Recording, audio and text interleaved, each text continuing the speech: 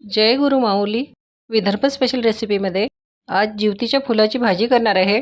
सुवासिक नाजूक जिवतीची फुलं पावसाळी रानभाजी आहे।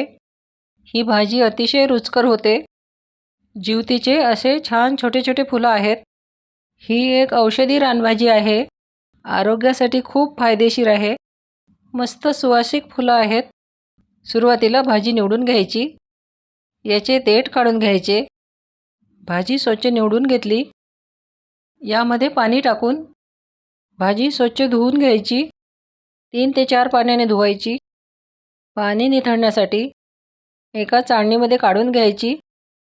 लोखंडी कढईमध्ये भाजी करणार आहे। एक मोठा चमचा तेल गरम झालं, मोहरी तडतडू द्यायची। बारीक कट केलेले 2 मोठे कांदा 2-3 मिनिट परतून घ्यायचा। हलकासा रंग बदलेपर्यंत परतायचा। 2-3 मिनिट परतल्यानंतर अद्रक लसूण पेस्ट, ताजी अद्रक लसूण पेस्ट टाकायची। यामध्ये बारीक कट केलेली 2 हिरवी मिरची, हे सर्व 2 मिनिट परतायचं। धने पावडर, जिरे पावडर, हळद, चवीनुसार मिरची पावडर, हे सर्व 1 मिनिट परतून घ्यायचं। असं परतल्यावर यामध्ये जिवतीची फुलं, ही भाजी आता जरी जास्त वाटत आहे पण शिजल्यावर कमी होते, सर्व मिक्स करून घ्यायचं। पावसाळ्यात बाजारामध्ये ही भाजी विकायला येते। यामध्ये चवीनुसार मीठ। अशा सोप्या रेसिपी बघण्यासाठी सबस्क्राइब केले नसेल तर प्लीज सबस्क्राइब करा, बेल आयकॉन प्रेस करा। नवीन रेसिपीची नोटिफिकेशन तुम्हाला मिळेल। रेसिपी लाईक करा। भाजी शिजायला जास्त वेळ लागत नाही।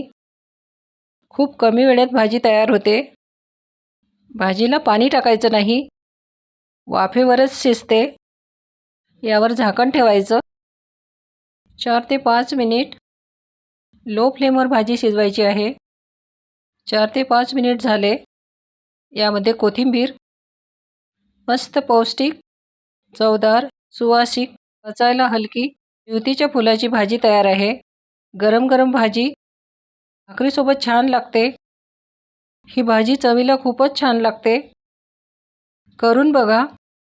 पुन्हा भेटू अशी छान रेसिपी घेऊन।